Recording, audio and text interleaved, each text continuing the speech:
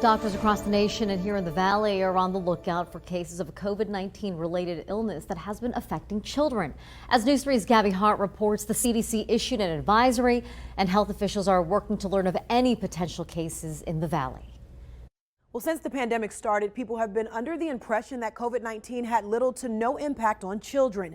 But now that's changed. Doctors are now warning of a new illness in children that's been linked to the coronavirus. It baffles me. It's crazy. That's how some parents are reacting after learning a new illness linked to COVID-19 is affecting children. It's called pediatric multisystem inflammatory syndrome.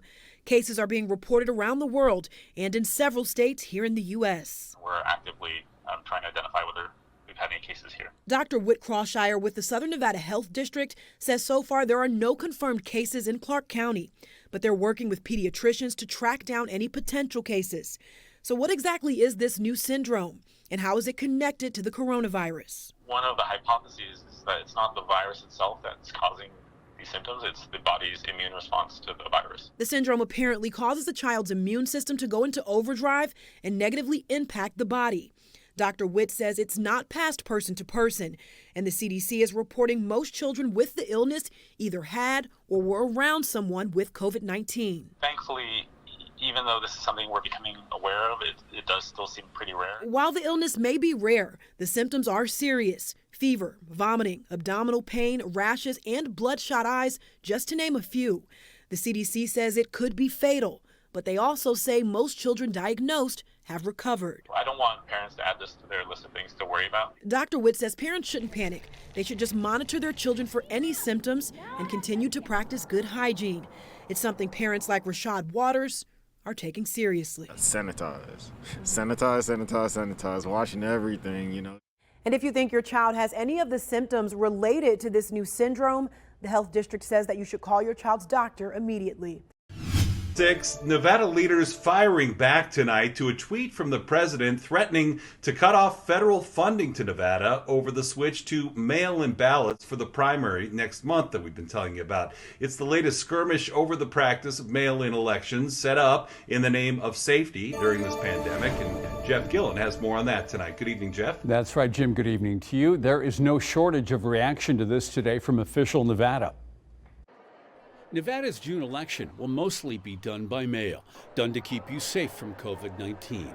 But it's pictures like this, sent to us by the local Trump campaign, that have Republicans simmering. Bunches of unclaimed ballots, the campaign says, were found at local apartment complexes. Invitations for voter fraud, Republicans say. So does the president. He tweeted this morning, State of Nevada thinks they can send out illegal vote-by-mail ballots, creating a great voter fraud scenario for the state and the U.S. They can't. If they do, I think I can hold up funds to the state. Sorry, but you must not cheat in elections. It's ridiculous, but I'm never surprised by anything this president does. That's Democrat Dina Titus, whom I spoke with this morning. As for whether the president can withhold our money, no, he can't do it. If it's appropriated by Congress, and we have already done that, he can't sit on it. I guess he forgot we have a Republican Secretary of State who is overseeing this election. Hi, I'm Barbara Sagaski, Nevada Secretary of State. And that would be her. The secretary answered the president today. For over a century, Nevadans have been voting by mail with no evidence of election fraud. All 17 counties have established processes and procedures in place for safe and secure mail-in voting.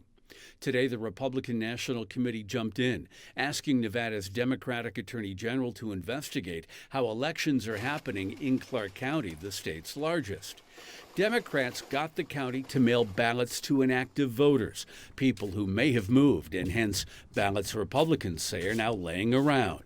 All this foreshadows election battles to come, which is why in the next aid bill from Washington, Senator Cortez Masto wants more money headed to state and local government. Why do we have to choose between keeping voters safe from a pandemic and then taking away their right to vote? We can do both. Right behind us, the staff is getting the lowdown for how things are going to go tomorrow, but for the patron, it'll be simple. You show up, have dinner, have drinks, see a show in person, all from a safer social distance. On the patio behind Rebar and Davies at Rebar, owner Derek Stonebarger is taking a step into his business's future by taking a page from the past. The dinner and a show model is what Vegas was built on, and it worked in the 50s and the 60s in the atomic era, and that kind of feels like what we might be in again. However, it'll look a little bit different. Stonebarger says you have to get tickets because seating is limited. There will be hand sanitizing stations everywhere. There will even be buckets with PPE and sanitizer at each table. We have more than 6-foot social distancing. We cut our occupancy. We created these stations for couples or pairs of 2 people. And face coverings are required upon entry. In order to come into my business, you need to have a mask, at least to go on the inside and use the bathroom. You can eat and drink out here on the patio without a mask, but you can't come in without one. Per Phase 1 guidelines, bars that are licensed to serve food in a restaurant setting are allowed to get back to business with restrictions. Rebar and Davies share a back patio. Stonebarger says Rebar isn't allowed to open yet, but Davies is allowed to open due to its license, so he's giving this a shot. Across the valley at the Sierra Gold on Jones and the 215, they're one of 6 PT's locations in Nevada giving new practices a shot. They've eliminated tables in the restaurant area to put distance between diners. They're using single-use silverware plates and cups, and they've implemented a touchless menu system. We scoured through the Southern Nevada Health District and the CDC guidelines and made sure we put together the best possible plan for each location, and each location is a little bit different. And for now, per reopening guidelines, team members are to wear masks, the gaming machines must stay off, and the bar tops remain closed.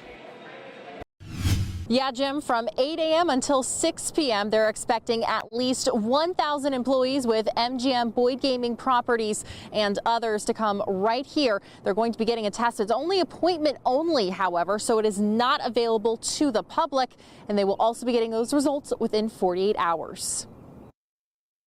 At the Las Vegas Convention Center, final preparations are underway to make sure thousands of resort employees can get tested for COVID-19. It's huge for Las Vegas. University Medical Center spokesman Scott Kerb says this testing site, specifically designed for local resort employees, is part of the plan to welcome back staff safely. Knowing those results really gives peace of mind to our community and helps us reopen. So here's how Kerb says it will work.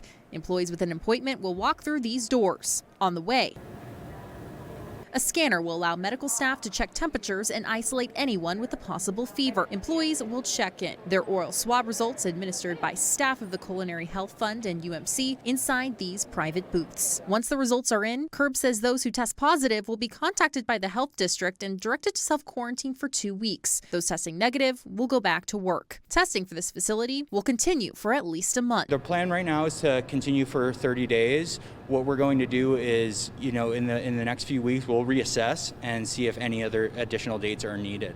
Is a step to ensure that workers are safe when they return back to work. Bethany Kahn, a spokesperson for the Culinary Union, which represents thousands of casino and strip workers, says the testing site is a good start, but she would like to see Governor Sisolak order mandatory testing for all casino employees. And workers' lives depend on a uniform mandate from Governor Sisolak throughout Nevada to protect workers and the hospitality industry.